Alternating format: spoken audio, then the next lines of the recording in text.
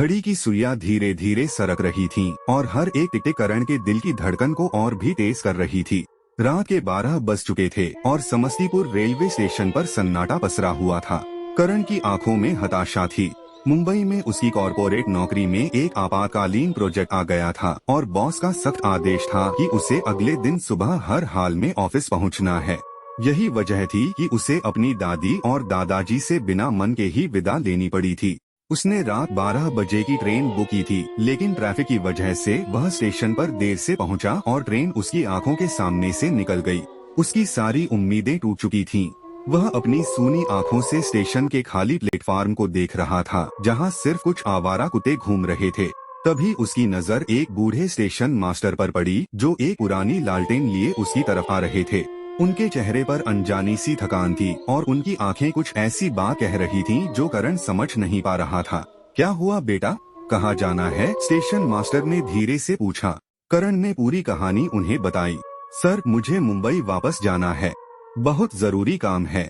मेरे लिए सिर्फ मैं ही वो काम कर सकता हूँ। स्टेशन मास्टर ने एक गहरी सांस ली। अगली ट्रेन 2 बजे आएगी, लेकिन एक बात याद रखना बेटा, उन्होंने गंभीर स्वर में कहा। आज सोमवार है और सोमवार को रात 2 बजे वाली ट्रेन मत पकड़ना, वो ट्रेन शापित है। करण ने उनकी बात को नजरअंदाज कर दिया। उसे लगा कि यह सिर्फ एक बूढ़े आदमी का वहम है। अपने करियर के बारे में सोचकर उसने स्टेशन मास्टर को धन्यवाद दिया और वहीं इंतजार करने लगा।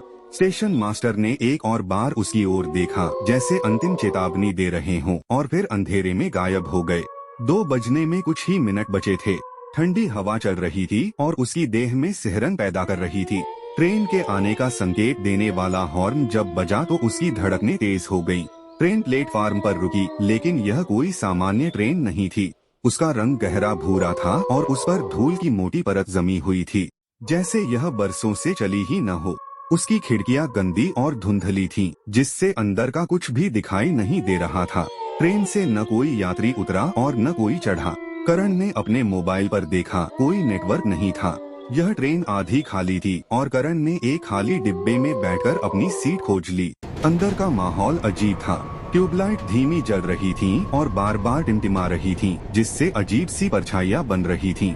ट्रेन में सिर्फ कुछ ही यात्री थे, लेकिन वो सभी खामोश थे। एक कोने में बैठी एक बूढ़ी औरत थी, जिसकी पीठ करण की तरफ थी।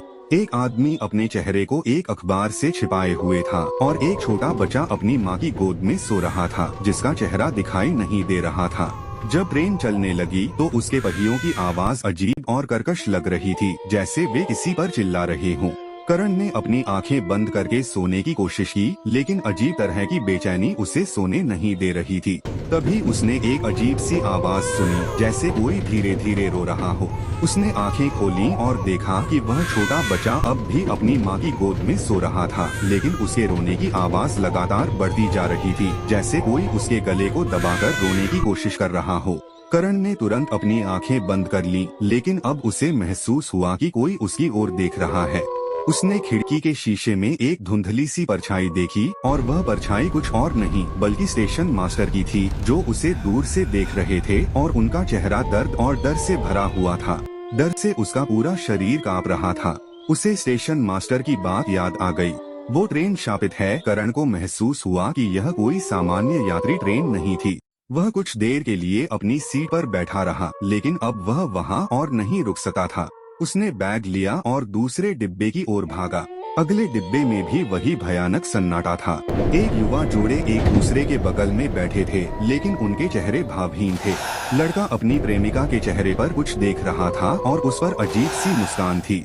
करण ने ध्यान से देखा कि उस लड़के की आंखों से खून बह रहा था, लेकिन न तो वह कुछ बोल रहा था और न ही रो रहा था। करण का दिल जोर जोर से धड़क रहा था। उसने खिड़की से बाहर झांका, लेकिन उसे कुछ भी दिखाई नहीं दिया। उसे सिर्फ अंधेरा और अजीब सी भयानक परछाइयां दिखाई दे रही थीं, जो तेजी से चलती हुई ट्रेन के साथ चल रही थीं। करण को लगा कि वह इस ट्रेन से बाहर नहीं निकल सका। उसने वापस अपने डिब्बे की ओर भागने की कोशिश की, लेकिन दरवाजे जाम थे। जैसे ही वह मुड़ा, उसने देखा कि वो सभी यात्री अब उसकी तरफ मुड़कर देख रहे थे। उनकी आंखें अब काली हो चुकी थीं और उनके चेहरे पर एक भयानक मुस्कान थी। अरे करण, कहाँ जा रहे हो? हमें अकेले छोड़कर, किसी ने बहुत ही डरावनी आवाज में कहा।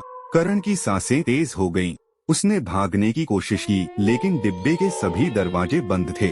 उसने खिड़की को खोलने की कोशिश की, लेकिन वह भी नहीं खुली। वह समझ गया कि वह एक भयानक जाल में फंस चुका है। जब उसने दरवाजे को जोर से धक्का दिया तो वह खुल गया। उसने राहत की सांस ली। वह ट्रेन से बाहर निकलकर भागा और एक खाई में गिर गया। जब उसने आंखें खोली तो उसने खुद को एक सुनसान रेलवे ट्रैक के पास पाया।